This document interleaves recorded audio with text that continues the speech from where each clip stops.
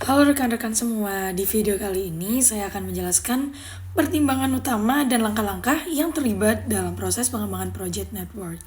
Saya Laris Yugorini dari kelas D2IA ingin menjelaskan materi ini. Yang pertama, pentingnya project network. Pertama-tama, kenapa sih kita butuh project network? Karena project network membantu kita untuk memahami urutan aktivitas dalam proyek, menghindari penundaan, serta memperkirakan durasi total proyek secara akurat.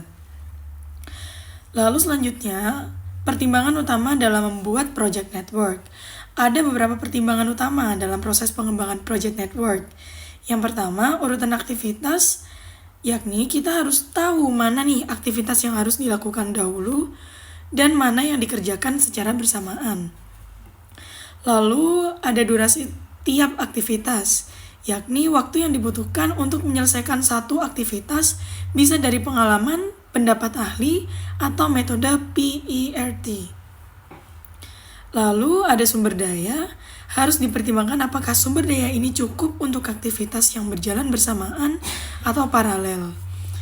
Dan yang terakhir ada identifikasi aktivitas kritis. Aktivitas yang tidak boleh mengalami keterlambatan karena akan mempengaruhi keseluruhan proyek. Lalu yang ketiga ada langkah-langkah pengembangan project network. Langkah pertama yakni identifikasi daftar aktivitas. Disusun dari Work Breakdown Structure atau WBS, kemudian diberi kode dan deskripsi yang jelas.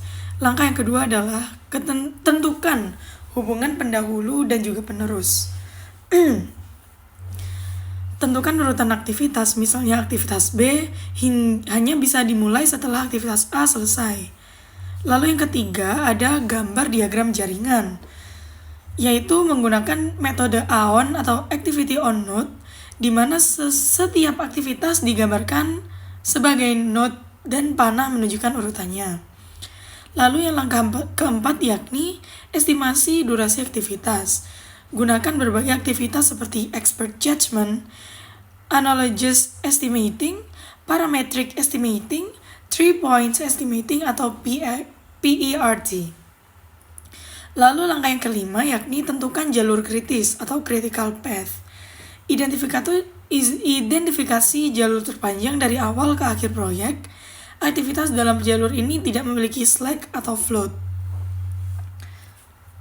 Lalu langkah yang keenam adalah lakukan forward dan backward pass, yakni hitung waktu paling awal dan paling akhir setiap aktivitas dimulai dan diselesaikan, IS, IF, LS, dan LF.